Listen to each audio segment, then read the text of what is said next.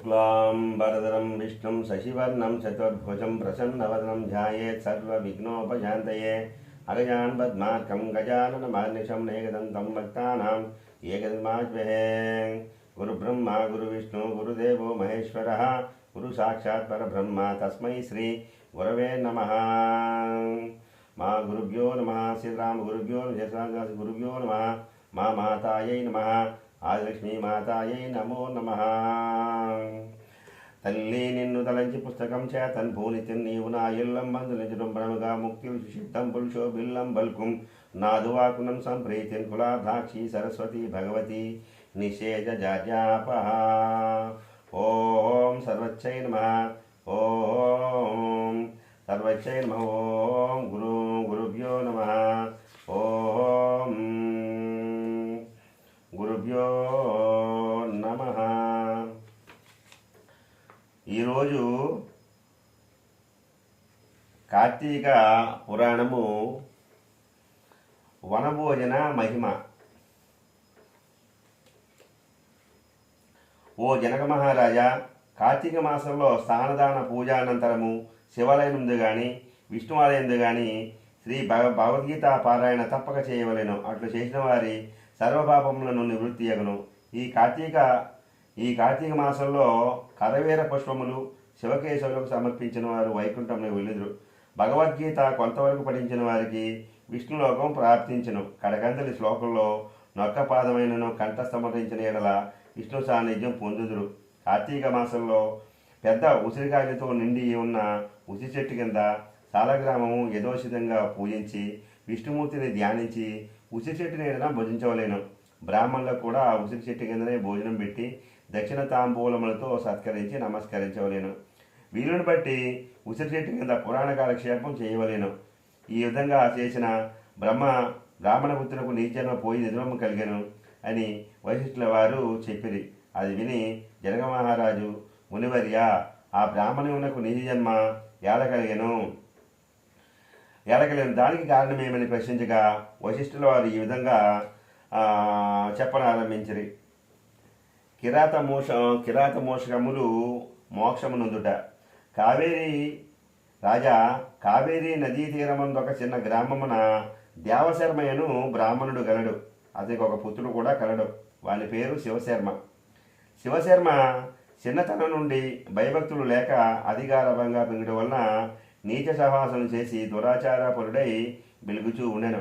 అతని దురాచారమును చూసి ఒకనాడు అతని తండ్రి కుమారుని పిలిచి, బిడ్డా, నీ దురాచారమును కలుసు లేకుండా ఉన్నది। నీ గురించి ప్రజలు పలు విధంగా చెప్పుకుంటున్నారు, నన్ను నిలదీసి అడుగుతున్నారు।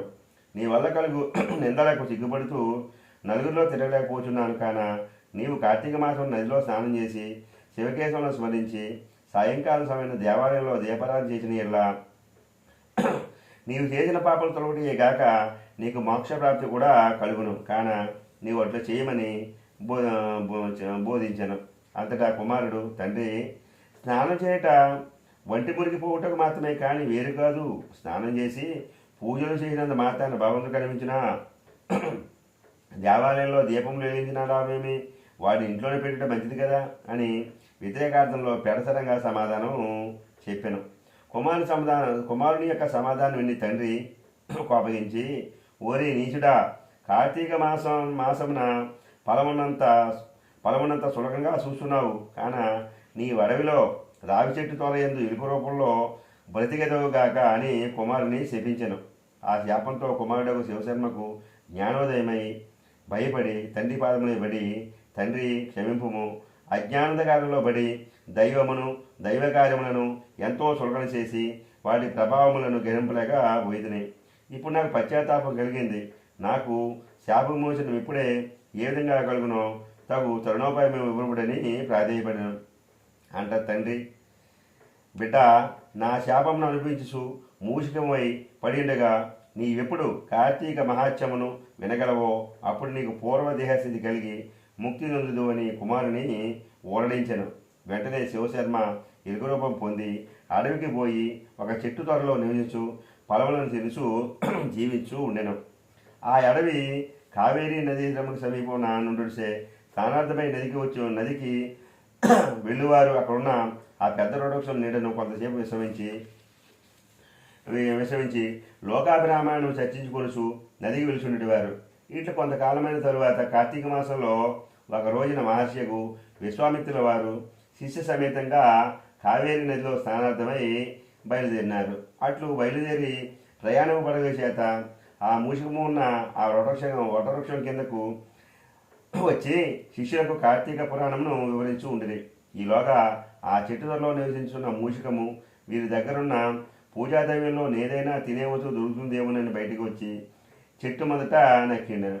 అంతలో ఒక కిరాతకుడు వీరి జాడ తెలిసిన వీరు బాటసారులై ఉందరు, వీరి వదలను నేను ధనము అపహరించవచ్చు ఆయన దుర్బుద్ధితో వారి కడకు వచ్చి చూడగా వారందరూ మునీశ్వరులే. వారిని చూడగానే అతని మనసు మారిపోయింది. వారికి నమస్కరించి, మహానుభావులారా, తమరు ఎవరు, ఎక్కడి నుండి వచ్చితిరి? మీ దివ్యదర్శనంతో నా మనసులో చెప్పరాని ఆనందం కలుగుతున్నది గాన వివరింపుడని ప్రాధేయపడాను. అంత విశ్వామిత్రుల వారు ఆ కిరాతకును చూసి, ఓయి కిరాతక, మేము కావేరీ నదీ స్నానార్థమై ఈ ప్రాంతం వచ్చితిమి. స్నానమాచరించి కార్తీక పురాణమును పఠించున్నాము. నీవును ఇతడు కూర్చుండి సావధానుడై ఆలకింపమని కిరాతకునితో చెప్పిరి. అటుల కిరాతకుడు కార్తీక మాస మహత్యమును శ్రద్ధగా ఆలకించుండగా తన వెనుకటి జన్మవృత్తాంత మంది జ్ఞాపకంకు వచ్చి పురాణ శ్రవణాంతరం వారికి ప్రణమిల్లి తన పల్లెకి పోయాను. అట్లనే ఆహారంలోకే చెట్టు మొదట దాగిండి పురాణమంతి వినిచుండిన యుగ కూడా తన వెనుకటి బ్రాహ్మణ రూపం నుండి మునివర్య ధన్యోస్మి, తమ దయవల్ల నేను కూడా ఈ మూషిక రూపం నుండి యుక్తునైతని తన వృత్తాంతం చెప్పి వెడలిపోయాను. కనుక ఓ జనక, ఇహములో సిరి సంపదలు, పరలోకమున మోక్షము కోరువారు తప్పగా ఈ కార్తీక పురాణం చదివి ఇతరులకు కూడా వినిపించవలను.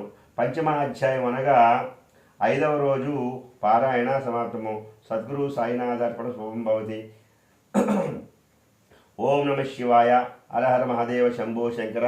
సదాశివాయ విశ్వేశ్వరాయ వీరభద్రాయ గణనాథాయ ప్రజాపతియే నమో నమ. ఓం నమ శివాయ. హరహర హరహర మహాదేవ శంభో శంకర. సదాశివాయ విశ్వేశ్వరాయ వీరభద్రాయ గణనాథాయ ప్రజాపతియే నమో నమ. పోలవరం శ్రీ మహానందీశ్వరాయ నమ. పట్టిశాచల వీరభద్రేశ్వరాయ నమ. దాక్షారామ భీమేశ్వరాయ నమ. సామలకోట రామంగేశ్వరాయ నమ. శ్రీశైల మల్లికార్జునవాసాయ నమ. కాశీ విశాలాక్షాయ నమ. ఓం నమ. ఓం నమ శివాయ. హర హర మహాదేవ శంభో. సద్గురు సాయినాథార్పణమస్తు. శుభం భవతి.